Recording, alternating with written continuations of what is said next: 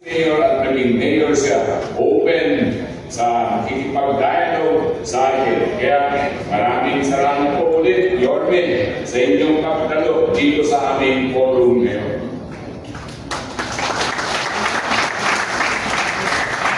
Again, before you today are our Federation officers representing 178 chambers of commerce nationwide. And also our Magkaibigan Foundation, which is comprised of our Federation and 30 Filipino-Chinese business and civic associations. And this afternoon, we are especially privileged to have our ano position ni Joseph? Hindi. Member lang. Being the heart of the Filipino-Chinese community, this is the home of our Federation, and Binondo, which is the oldest Chinatown in the world. When I became president, I came to know that the Chinatown was formed 430 years ago. We are the first, if not the oldest, Chinatown in the world. Ang dami ko yung Chinatown dito. Bukin na lang, hindi si Yorme para ayusin yung Chinatown. Ayos ba, Yorme? Ayos. Pagpakan na natin yung si Yorme.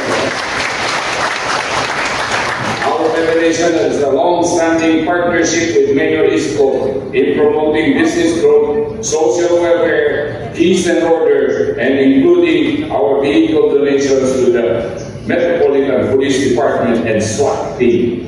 Then at the height of COVID quarantines, our Federation and partners in the Filipino-Chinese community held many relief operations for Manila barangays and donations of PPEs and medical supplies to our city frontliners together with Mayor Isko Moreno.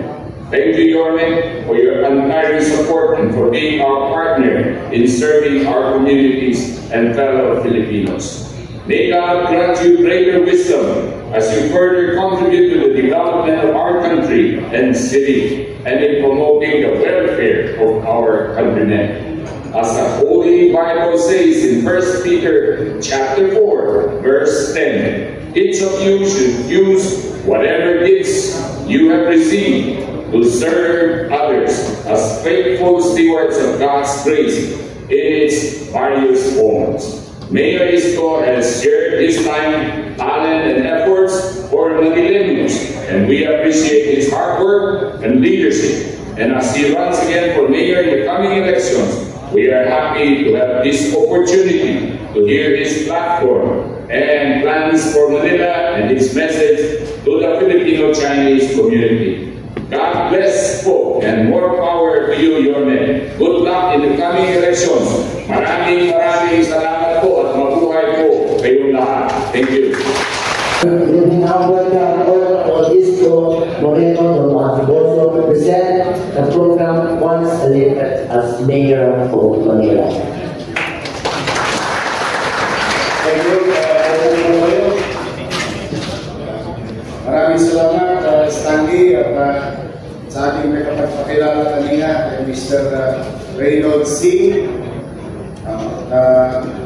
Sa ating po mga opisyal ng ating organisasyon na nandito at ang matagal ko ng kaibigan, hindi pa po nasa gobyerno, kaibigan ko na po ito, ang inyong presidente. I was just like, I think 18 years old nung makilala ako ni Cecilio. So that was 32 years ago. Nung ako'y unang makilala ni Cecilio, dahil Cecilio ay kaibigang matalik ni Kuya Germs. Dahil ang Happy Toothpaste ay #1 sponsor ng Gas Entertainment noong araw at GMA Super Show. And proud of our President, Dr. Cecilio Pedro. Kung nandito lang si Kuya Germs, malamang natutuwa yun na magkasama tayo yung dalawa. And of course, I would like to greet our Honorary President Tan Chin. Tan Chin, magandang araw sa iyo. At ang ating Executive Vice President Victor Lee. Lahat ng Vice President na nandito ngayon, members of board, distinguished members of the board of the Federation of Filipino-Chinese Chamber of Commerce and Industry Incorporated and Filipino-Chinese Community. To our respective guests sa iba't ibang dako ng bansa at industriya na naparito ngayon, magandang hapon sa inyong lahat. Good afternoon, ladies and gentlemen. Before I proceed, I would like to introduce to you your future members of government. In God willing and with your help and support, andiyan ang aking partner, ang anak ng dating mayor, Lito Atienza, at ang ating dating mayor ay naging vice mayor din for almost 6 years. And being the Vice Mayor, you preside over the session of the entire Sangguniang Panglungsod. And I think she had that experience with her father. In the same manner, she is a graduate of LaSalle University with a specific course. And I am proud to tell you that I think she knows the job because she's a graduate of political science in the LaSalle University. A journalist, an entrepreneur, a mom, at kung kayo magkamali ko kanan siyang 19. She's not. Tawarins na po yan. He's a 40-year-old full-blown lady. Magaling ating tandem na si Vice Mayor Chi Atienza.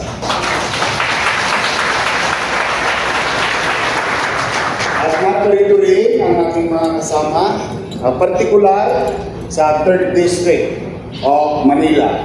I invited them to see you and for you to see them and to know them. Ang ating pong mga konsihal, nandito po si Mocha Huson, Joey J, Mocha Reyes, Liz Akin, at ang bunsong anak. Mukha lang pong bunso, pero hindi po yan ang bunso. Ang anak po ng ating kaibigan na matagal yung konsihal, na si Leonel Sartan, ang ating Lucia Tol Sartan. Tayo na po si Leonel na mas guwapo daw si Tol. At ang ating pong kandidato na top-notcher councilor ng District 3 at ating inilalaban na congressman to represent Chinatown, San Nicolas, Blooming Creek, Santa Cruz, at Quiapo, 3rd District of Manila, Apol Nieto.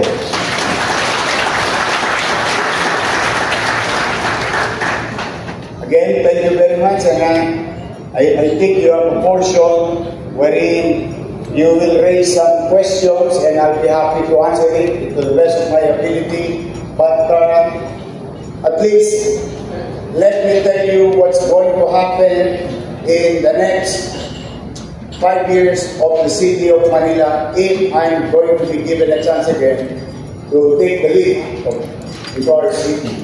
At the very least 5 years or maybe in the next 10 years. Yeah, 1 year. Nowadays, and before I start, I would like to thank each and every one of you for giving me opportunity.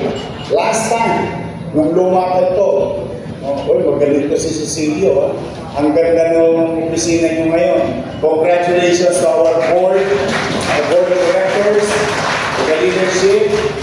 Napakaganda po. I was here in 2019. And I said something here. And gusto ko lang ipaalala sa mga hindi naman nakarating dito nakaraan, at yung nakarating naman dito nakaraan, that I fulfilled my promise.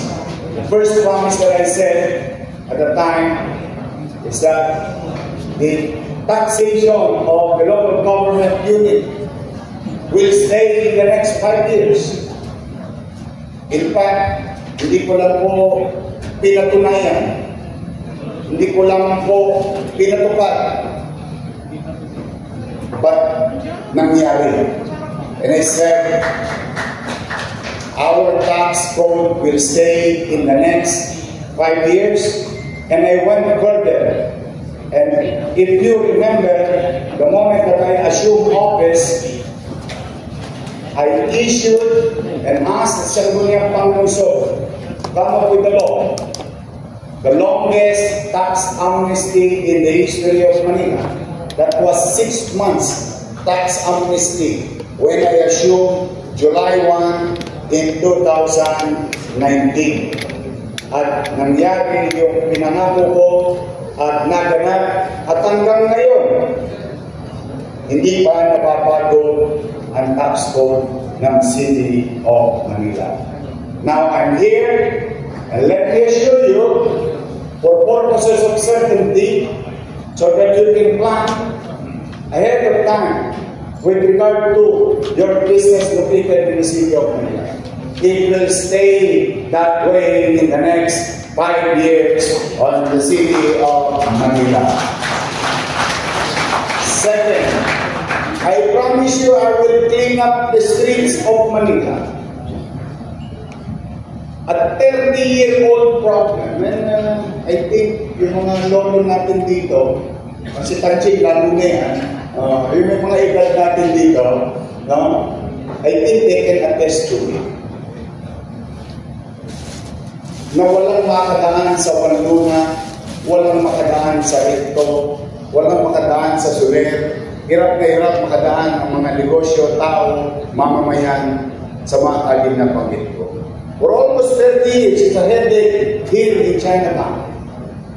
But I assured you at the time, in 2019, I'll do something about it. At awa ng Diyos, thanks to you, binigyan niyo ako ng pagkakataon na makapaglikod bilang mayor ng Manila. The 30-year problem gone in 48 hours. Roads were given back to the people.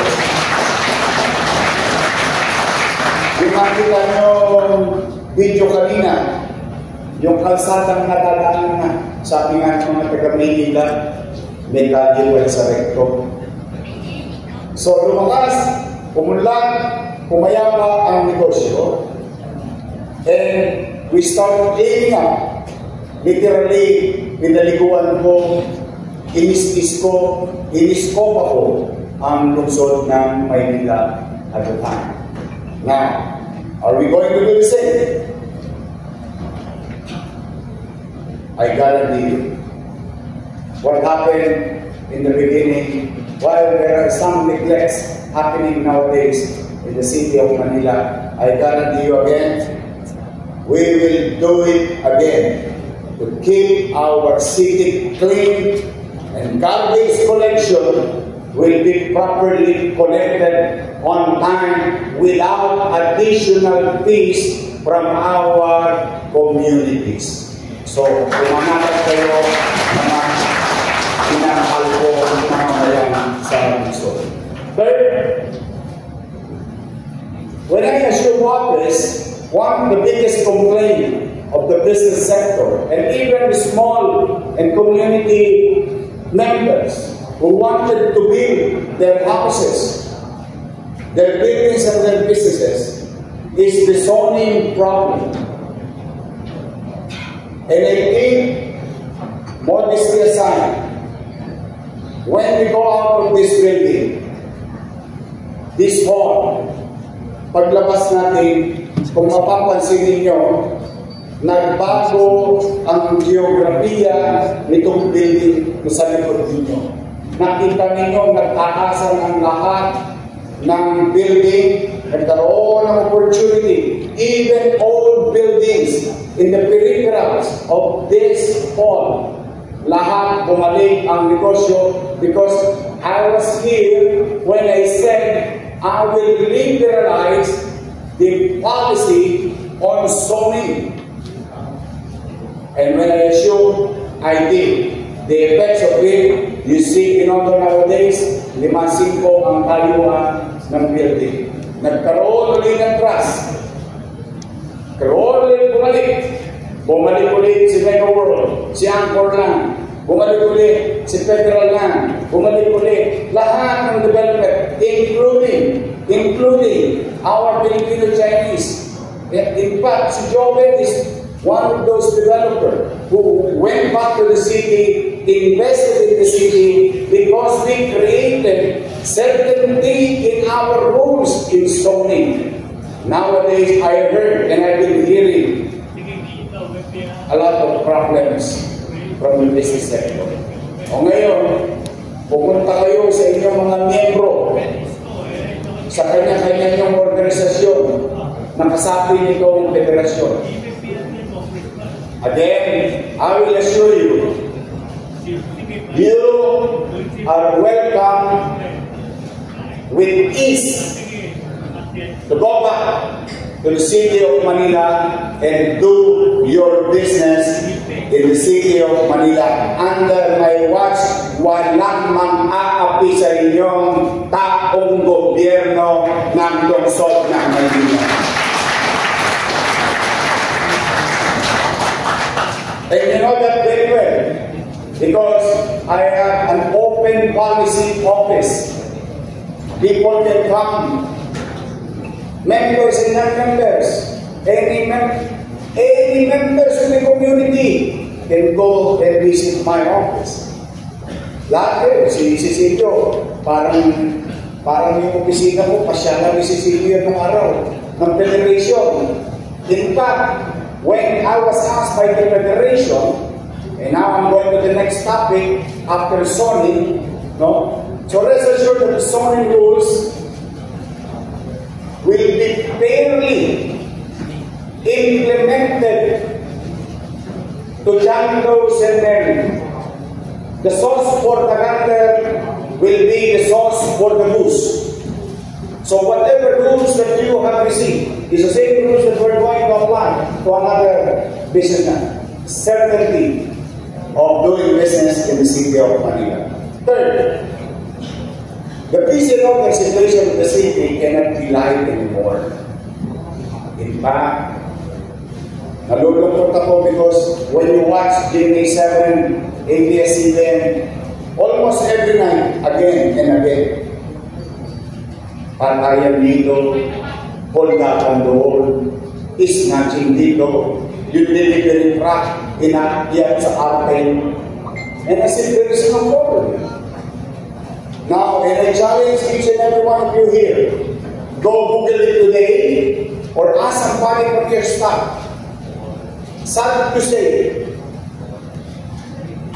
we are now, in 2024, #1 in crime index in Southeast Asia. That was 2024. Recently, the other day, I saw the data. The crime index of the world. We are now #2 in crime index. Do you know who's the first? Damascus. A war-torn country, city. Anong level na tayo? My God. Sad to say, you know, under my watch, I was here, and I was asked by the Federation, anong pwede itulong ng Federation? Sabi, pwede pa kami bumili mobile. Sabi ng Federation, sabi ko hindi. Bili niyo ako ng pang-SWAT na sasakyan. Remember the cars going around? You see the black car, the pickup car? It was designed as a SWAT car na binigay ng Federation. At napansin niyo, inilagay ko sa kanto ng Abad Santos Recto, Masangkay Recto, Avenida Recto, Santa Cruz Avenida, Jones Bridge, Del Pan, San Nicolas Recto, at Recto Asuncion. Why? If you are familiar with geography of streets that I mentioned, I encircle the entire Chinatown with this equipment and manned by professionals. Our police officer who have special skills on top of the skills that the regular policeman has. These are SWAT people. Kinordon ko yung Chinatown so that yung mga tologes, yung mga kriminal, walang opsyon na makatakas kapag gumawa sila ng krimen sa loob ng downtown. At the same manner, kinulong ko sa Vito Cruz, Top Avenue, sa Cosmeña, Vito Cruz, sa Rojas Boulevard, Vito Cruz, sa Arte, tapat ng Smoky Mountain for our founders in Navotas, in Wanluna, in Galas, in Bimapa, in Arapapa, kinordon ko ang Maynila. Ano naging epekto sa buhay natin? Our crime rate did not slide. Our crime rate died. Virtually, despite of economic hardship sa buhay ng tao at the time, nobody wanted to commit crimes in the city of Manila. But nowadays, sad to say, you cannot lie with dictas. You cannot lie on what the people are seeing in James 7 every single night. Ngayon may patayan naman. So, kung anatag kayo, ibabalik ko ang gobyerno na kung maalala ninyo, naalala nyo ba na ang gobyerno ng araw, hindi natutulog hanggang madaling araw. For the first time nakakita kayo ng mayor, hanggang 1 o'clock, 2 o'clock, 3 o'clock ng madaling araw, nag-iikot pa sa lungsod ng Maynila to make our people feel habang natutulog sila sa kanya-kanyang pamamahay nila, may gobyerno pa sa lungsod ng Maynila 24 oras sa ating minamahal na Kapitolyo.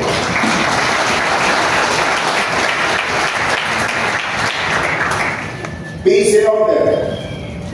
I guarantee you that. Certainly rules in doing business in the city of Manila. Cleanliness. Na natugdid na po tayo, tingnan niyo po, dito po tayo ngayon. And whatever we have started in the past, we will continue. Refurbish, create, and palalawakin pa natin ang mga programa I think makabubuti sa ating mga nasasakupan. But ipinagpapauna ko na, no? I cannot do it alone. I need your support. You do business in Manila, no monkey business, but wala rin pwedeng mag-istorbo sa inyo. No, I will not allow LOA. I will not allow inspection after everything you comply with. No. You do your business. Pay your obligation. Your obligation will be certain on a period of time. Kaya lamang kakailanganin ko ng tulong ninyo. Please do business in Manila because I need to provide jobs for our people. So, why should I guarantee you about good business atmosphere in the city? You pay your dues. Ang hihiling ko lang, bumalik kayo sa Maynila muli, maghanap buhay kayo, at ang pakiusap ko lang kayo maghanap buhay sa Maynila. Ang pinakikisuyo ko lang, kung pwede ba ang ihain ninyo ay tagalungsod ng Maynila.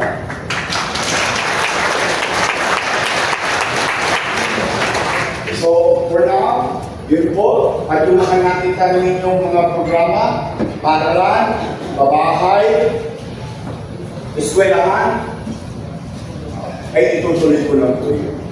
But these things that I said, I guarantee, ay siguro naman, kahit pa paano, masasabi ninyong pwede ulit mangyari. Sapagkat nagawa na natin dati, gagawin na lang natin ulit. And help us together, all of us here, we can make Manila great again. Magandang araw at pagpalain ko ako ng po. Maraming salamat.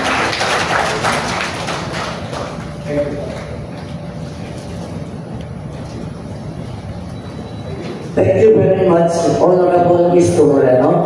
Your inspiration, vision, and mission for further developing the city of Manila is a welcome notion and should be seriously considered, most especially by the constituent here today. Ladies and gentlemen, please allow me to give a few reminders and house rules before we begin the open forum with Honorable Mr. Moreno Donaloso. Kindly raise your hand and wait patiently to be queued and given a microphone. Before asking questions, please introduce yourself along with your affiliation or organization for proper identification. Let us be brief and accurate with our inquiry given the limited time we have for our special guests. Include your follow-up question during your portion. And let this be a civil and constructive exchange for a better appreciation of this event. And we are now